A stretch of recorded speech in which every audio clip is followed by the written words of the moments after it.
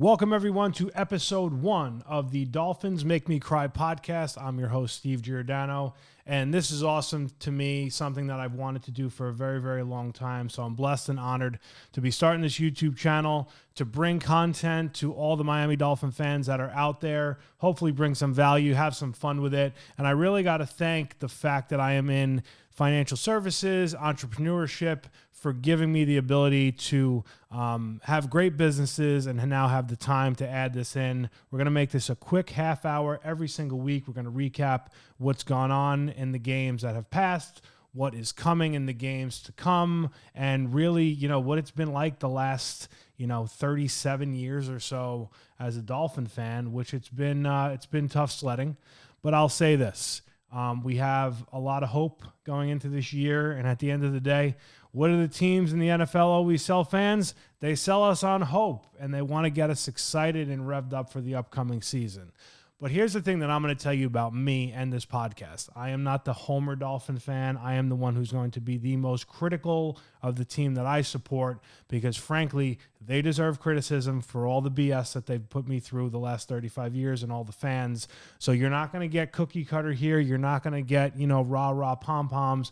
I'm going to keep it real. I'm going to tell you like it is. I'm going to tell you the stuff that you should hear, that you don't want to hear, and the things that that are real about this team and this franchise, good, bad, and ugly. We're gonna call it right down the middle. So let's kind of start here.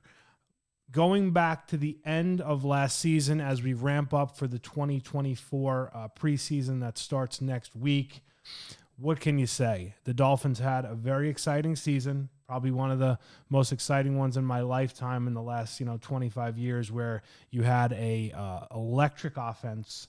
You had tremendous plays, cheat motions, play calling.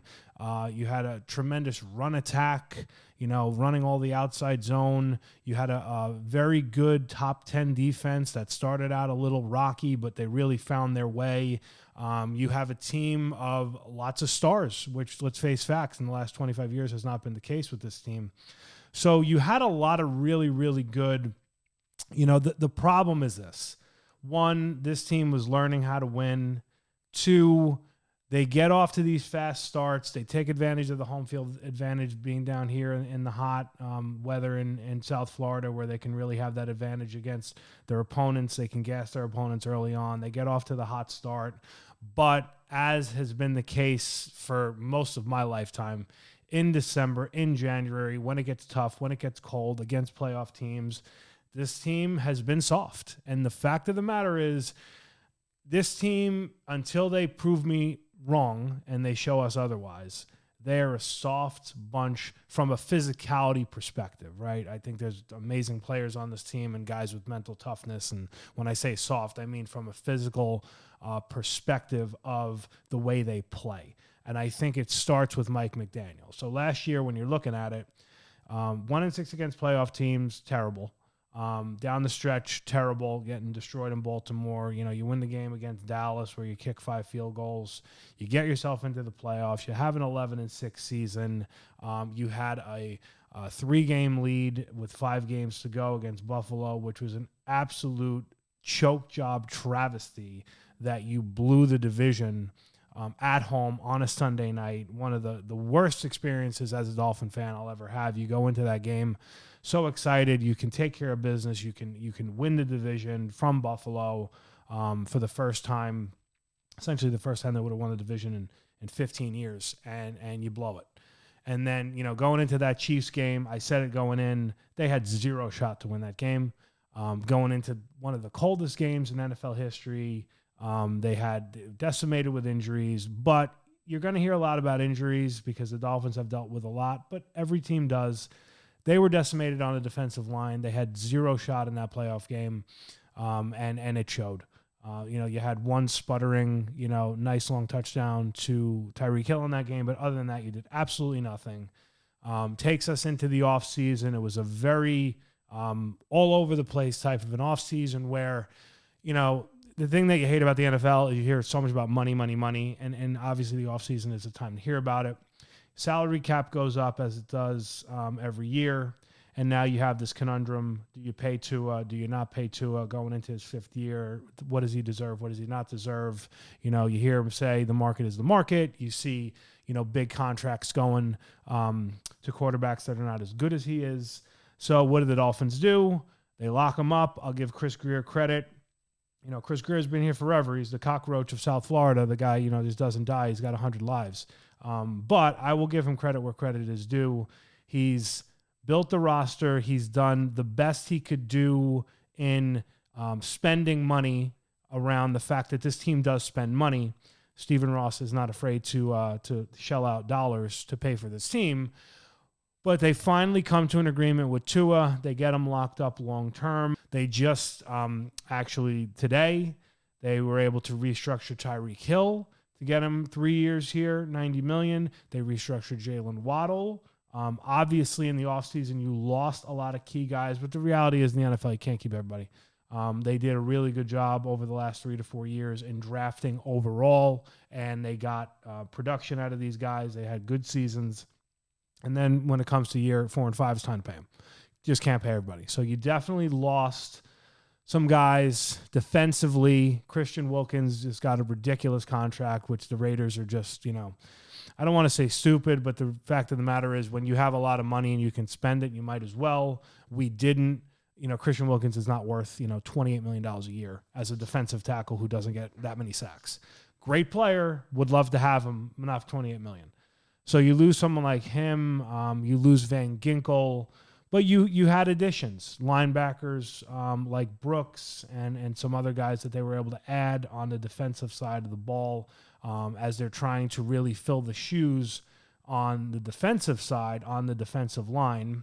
The thing that hurts them going into the season is the fact that Jalen Phillips and Bradley Chubb, both coming off of ACL injuries last year, are rehabbing. You'll probably see Phillips sooner, potentially even the beginning, as his rehab has gone very well. He also got hurt, a month before Chubb did in December. So you're hoping they can kind of patchwork the defensive line together and the addition of some of these better linebackers, I would say, you hope is going to really give you that key core on defense. You lose Xavier Howard, which, up and down, a lot of injuries. But you did some nice things in bringing in some key replacements that, we'll see. It's going to be interesting to see where they go with this team this season and where the strengths and weaknesses are going to be that maybe are probably going to flip-flop from where they were last year, right? The one thing I'd say defensively last year they did a phenomenal job of, and it really goes unnoticed, is the fact that they really stuffed the run, and that really led, in my opinion, to increased sack totals, increased turnovers, and really just having that top 10 defense. And then, you had Vic Fangio. There was all this, rigmarole this year in the offseason, getting rid of him, where there's just so much brought about how the team just didn't like him. They didn't like his style. He was not adaptable for them.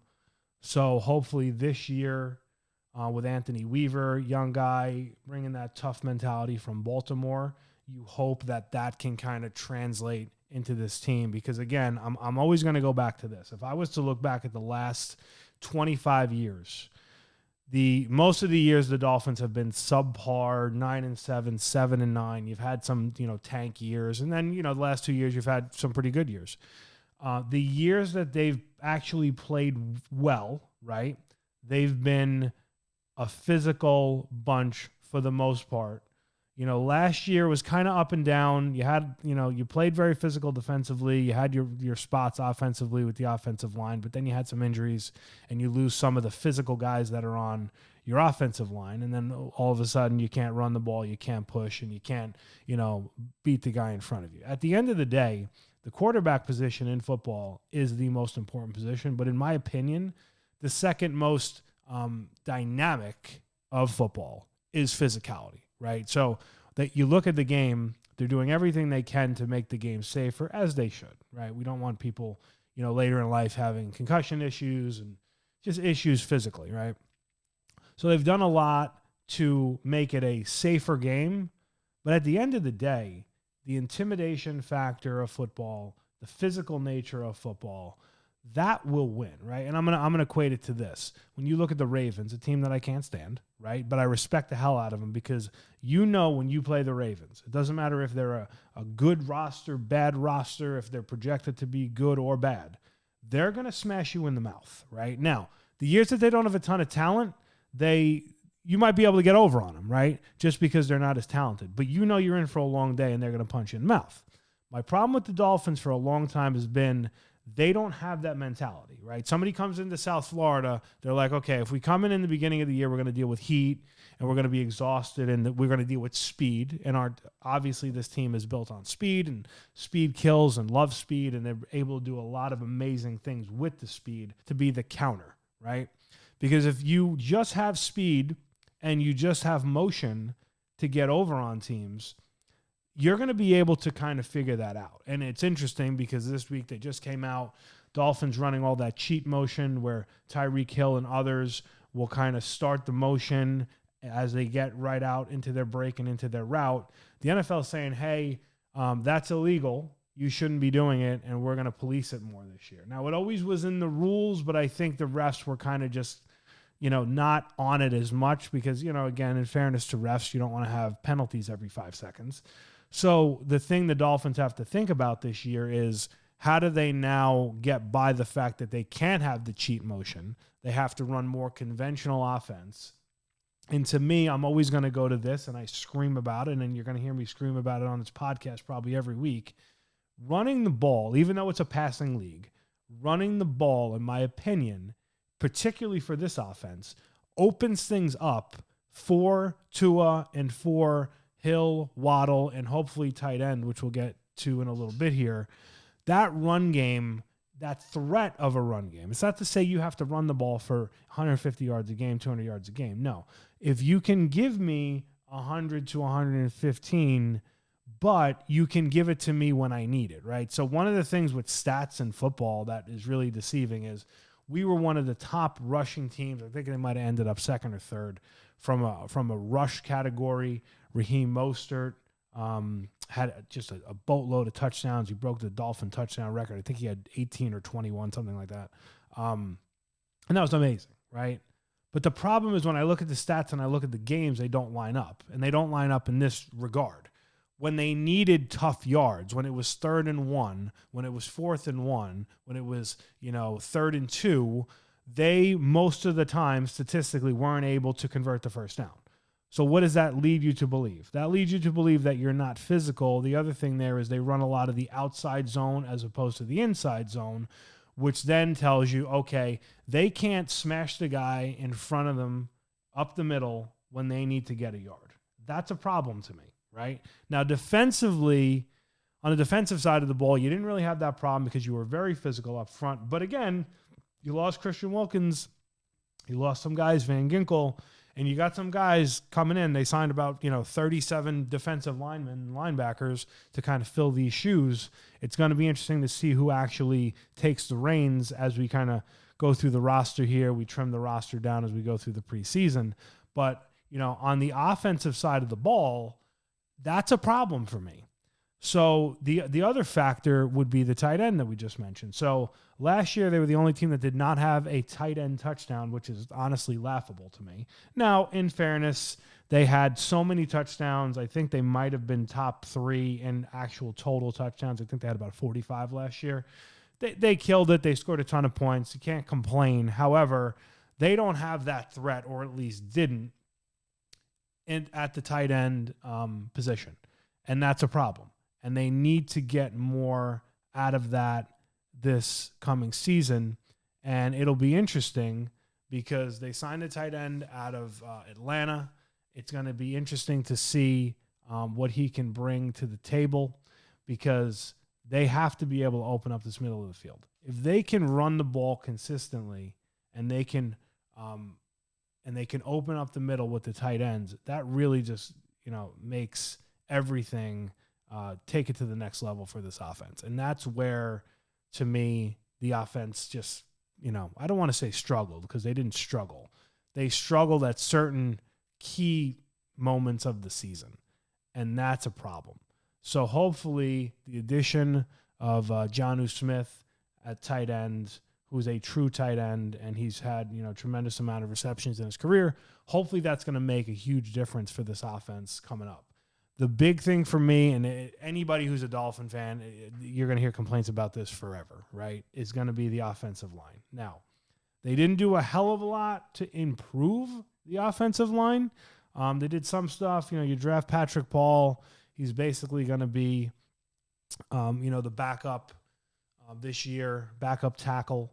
And hopefully, Teron Armstead can stay healthy. I mean, but let's face facts. The guy, I don't think he's played a 17-game season his entire career. So to think he's going to now is, kind of wishful thinking. So if you can get 13 games out of the guy, 12 games out of the guy, and you can get Patrick Paul, who you drafted, to really take it to another level, hopefully that can help you as he is kind of the anchor there with Teron Armstead, and he can fill in the blanks if Teron is out. But Patrick Paul ultimately is a project, and he's a long-term project for the future to be the replacement. When you look at the rest of the offensive line, Connor Williams had that terrible injury at center last year in that Tennessee game. That hurts. You signed the center from the Titans, undersized center. We'll see where we are there. You got Eichenberg as an option as well, who played last year. But to me, the offensive line is a huge question mark. Now, this offense, the way it's structured, they're able to do some different things to keep Tua getting the ball out quickly, which one for him keeps him good, keeps him healthy, keeps him clean, and it also helps the offensive line. So it's interesting because the offensive line at times last year, they played very, very well, and then there were just parts of the season where the injuries kind of caught up with them. They had points, they were a bend, don't break type of a unit, particularly towards the end. But it's kind of hard to tell because with the offense they run and with Tua getting the ball out of his hands, it's really hard to tell like how good they are. So to me, that's going to be a huge X factor because if that run game can't bring it the way that it needs to, I don't know if the offense is going to be as effective because I do also think that the league is kind of catching up with them, right? So obviously you got to cover Hill and you got to cover Waddle. And if everybody's healthy and with Jonnu Smith over the middle, and adding Odell Beckham Jr. as a third, I mean, you got firepower and you should be able to light it up. But to me, we need some fundamental reasoning on the offensive line to kind of shore it up. And the big thing for me too, year 3 of Mike McDaniel is, look, we all like Mike McDaniel, right? He's a good guy. He's a funny guy. He brings energy. He brings youth. He brings a brain to the game that a lot of people have not seen, and his philosophy for it. He's a player's coach. I want to believe in him, and I'm not saying like, hey, he's done a bad job because he's done a very good job in what this team has done record-wise the last 2 years. He's won games, great. But as far as a game day, in-game coach, to me, the guy gets maybe a C. From a play caller perspective, pretty good, obviously, with the play calls. And maybe I'm even, downplaying it. We'll say very good. And play calling overall, right? Situation is where I have my problem, where he abandons the run too much. And then there's just a lot of sloppiness, right? We cannot survive, even though you're very talented, sloppiness.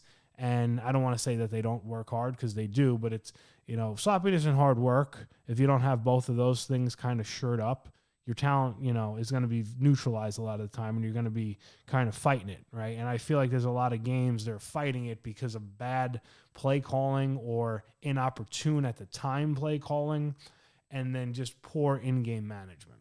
The second thing that I'll say, and I screamed about this last year, and if you were at the game, heard me screaming and cursing about this. The special teams on this team last year was atrocious. Now, we have this new kickoff rule that's going to be very interesting with, the kickoff into the landing zone, and, they're trying to create more safety and, guys running the ball back. Last year I think there was like a 22% average of teams that actually like return the ball. So they're trying to get more returns, but it's going to be very wonky in the beginning because, again, it's new.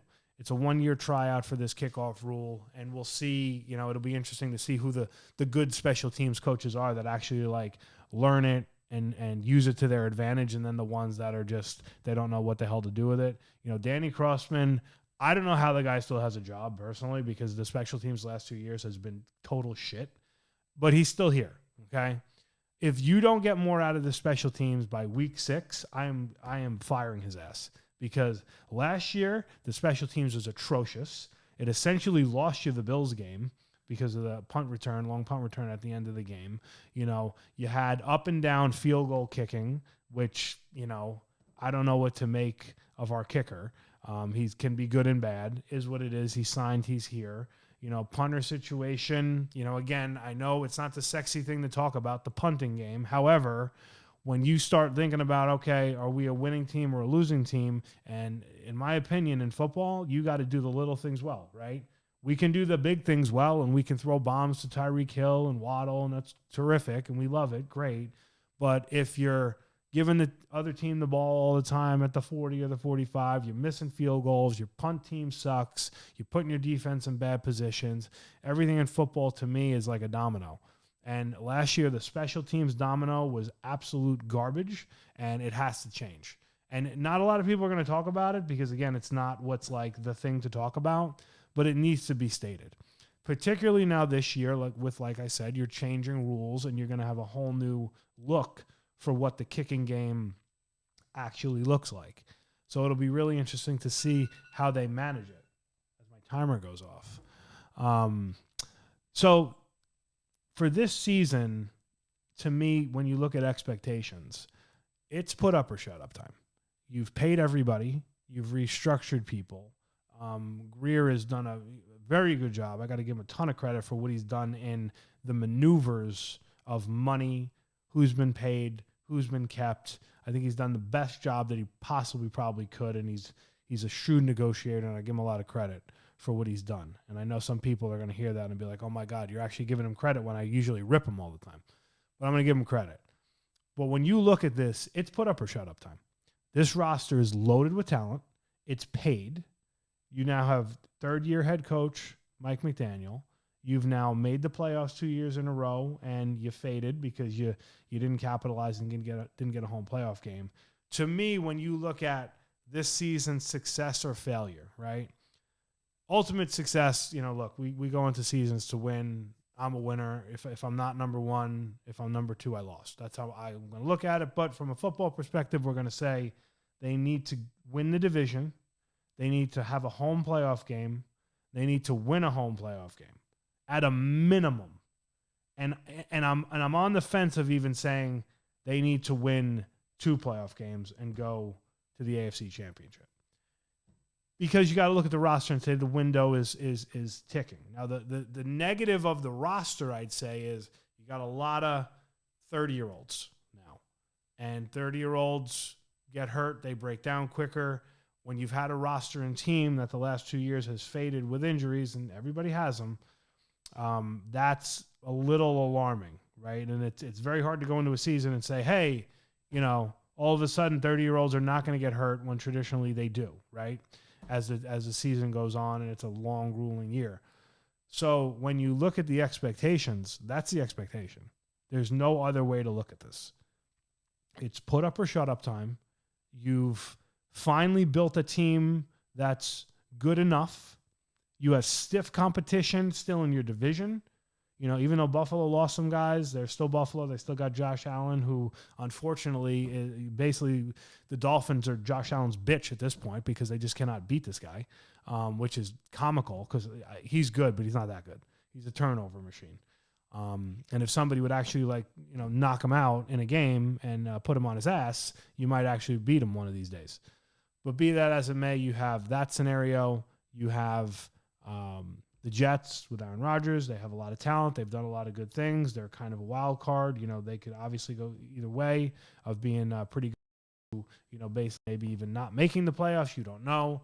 A lot of X factors with an older, coming off an injury Rodgers. And then you have the Patriots. Patriots, who knows? They don't have anything special at QB. They're rebuilding. But at the end of the day, you just don't know. And you're going to, anytime you're going to play a division opponent twice, you hope you take care of business against a team that you're better than or a roster that you're better than. But if you told me we went up to Foxborough tomorrow and lost the game, I wouldn't be shocked. It's just kind of the way it works in the NFL. So you have your division, and then you have your conference. You have the Super Bowl champion Chiefs in your conference. You got, the Raiders getting better. You have the Jaguars are bouncing back. You have a very interesting schedule ahead of you. You start the season at home, Sunday 1:00 against Jacksonville, where it's going to be, hot as hell, and hopefully, you maybe have an advantage even though they're used to it. And then bang, you get week 2 Thursday night game against Buffalo. I mean, my opinion, you better get out of that 2-0 real fast. And that could really, really set you up for the season. So there's a lot of questions as we kind of go through now. We're getting through the middle of training camp. We're going to preseason game 1 this coming week as we start to, materialize with the roster, trim it down. I think it's going to be a great season. I'm not going to make my prediction today on episode 1. I want to kind of see how the roster looks as we get closer to the season. So right before week 1, I will make my prediction. I don't know. It's interesting. Football is very finicky, and, you win, 11 games, couple years in a row. Now you're coming into year 3. At the end of the day, health is going to be the factor. Health is going to be the biggest factor, and I'd say the second biggest factor is going to be, will Mike McDaniel learn from his mistakes? The thing you worry about is last year he didn't learn from his mistakes in a lot of games. He made some of the same dumb mistakes in-game coaching. And that has got to stop, because I'm not Mr. Go fire people, and I wouldn't say fire him or hot seat or anything. However, if you continue to make the same dumbass mistakes, eventually they're going to catch up to you. So it'll be very interesting to see what he learns, and it'll also be interesting to see with the offense the next evolution. But it'll be very interesting to see what happens, what's the next wrinkle, and what's the next thing they're going to add to the offense. And then, again, defensively, a lot of questions with filling the holes of guys that were lost, and obviously a new defensive coordinator, defensive scheme. I do think defensively you're going to see a little bit more unpredictability. Now, that can be good and bad, because last year Vic Fangio was predictable, but it got to be very good predictable for the most part, right? With a top 10 defense, we'll take out some of the crazy games of the Raven game and the end of the Titan game, which ultimately, sealed your fate last year if you really break it down. But it'll be interesting to see how they run, a little bit of probably a more blitzing defense, probably a little bit more aggressive at times type of a defense. It'll be interesting to see. So many things to unpack. Episode 1 in the books. I love doing this. I'm really excited to continue to do this. Again, I want you to subscribe, like the Dolphins Make Me Cry podcast with Steve Giordano. Tell me what you like. Tell me what you don't like. I'm going to make mistakes. I'm going to screw things up. I don't know everything. But I can tell you this. I'm a lifelong Dolphin fan, and all I want to see is finally, I want to say Super Bowl. Maybe we could just start with a home playoff win, since we're now the 24-year drought of a playoff win, which is sad. When you're such a big fan as myself. But this is awesome. So happy and proud to be here. We will see you next week. Episode 2, Dolphins Make Me Cry podcast. See you then.